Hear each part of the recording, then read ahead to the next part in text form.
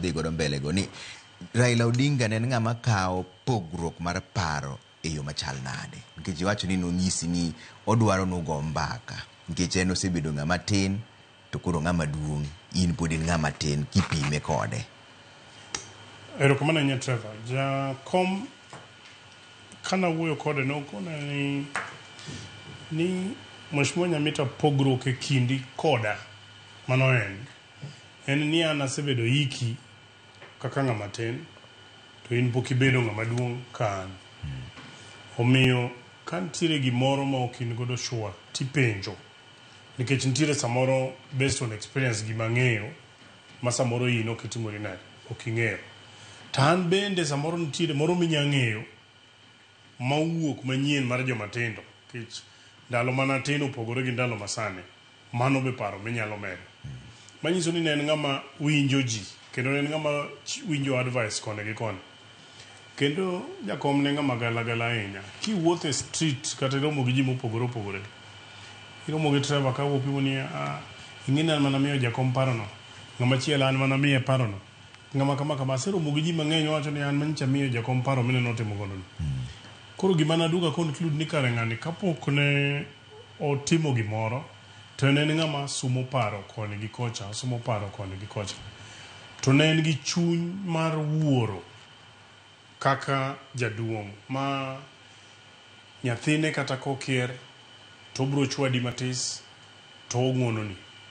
Adui ne moro kata ma kisiasa ka gichwanyore godo, nikech king'iyo ng'ama notweyo Raila en Moi, to Moi ne magiduogo gitiyogo, kendo they made peace ma sama Moi nye dhi nindo ne gisenkwayore ng'wono, kendo apani jakom nosewacho wachno.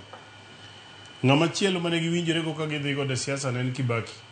Kibaki nodhi lokore kane wach memorandum of understanding mane gidhi gichwanyore, to Kibaki noduogo ng'wonone ma giloso godo coalition government ma gitiyo, kendo kanche Kibaki odhi wacho ni gin gisewere kode ng'wono pogruok no.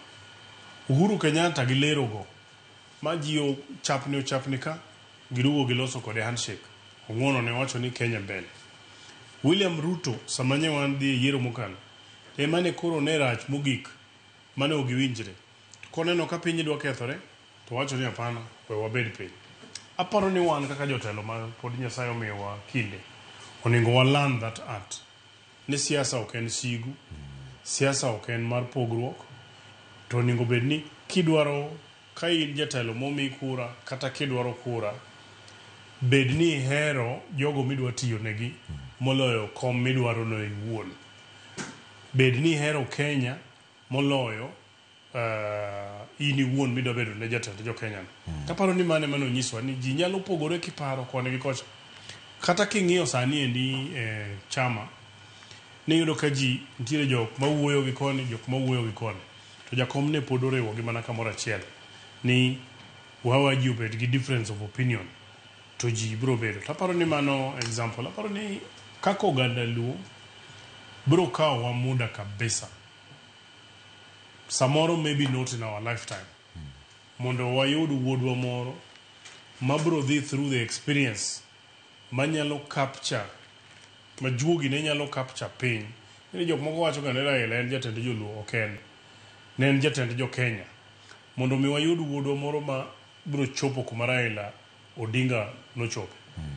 An kipenja kendo Raila ng'eni chal no dhi malo moloyo kata kuma ne Jaramogi nochopo. Kech no biro mo capture spirit mar ji kabisa, kendo ne yudo kata ka wach tek e tunge piny, e tunge Kenya kata jok mok gone kura. Sama wach tek mogik tuyudo ka ji ywak ni Raila dak wuoye, nikech en mano gine kamano. Koro aparo ni Nyasaye waduoko ne erokamano nikech omiyo wagodo, kendo Raila will give the best of his life to the nation. Ne joge modong' Rosemary, Winnie, Raila Junior, joka Jaramogi te, en yien maduong' mogore ne piny. Gima chielo mogik Canada wacho ni Raila nokohero pogruok mar ji. Ndalo moro kane jowacho ni oke jo South Nyanza to oke gi joloka kon, kano winjo wach makamano yie ne wang' kabisa, nonyalo kata pano. Nowacho ni onge gimoro ni ng'ane jaloka koni, ng'ane jaloka koni. Kendo aparo kata kano biro kata Migori to nyalo pimo nu dhoudi te mantiere Migori gi kuma ne giaye. Miyud ni ng'ama nitiere Siaya e ng'ama ni Migori. Ng'ama ni Migori mantiere Homabay. Nowacho ni Uganda, wan kaka Uganda Luo, nyaka wabed kamoro achiel. Omiyo wan wang'eyo ni sani kaka owewa. Mogik Trevor gima jakom otimonwa maduong' kaka Uganda Luo. Kata Nyasaye omayowago ni owewa sirikal. To chieng' moro nosega wacho. Kane wane handshake e bura moro. Nowacho na dan mondo watem nikech koro wasebede papa ahinya. Adwa ni mondo wadhi uru mondo walos sirikal.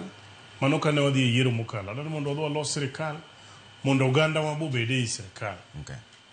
Sama jakom nowewa ni nowewa ka wantiere e sirikal. Aye. Paro ni koro wan nyaka wati mana matek.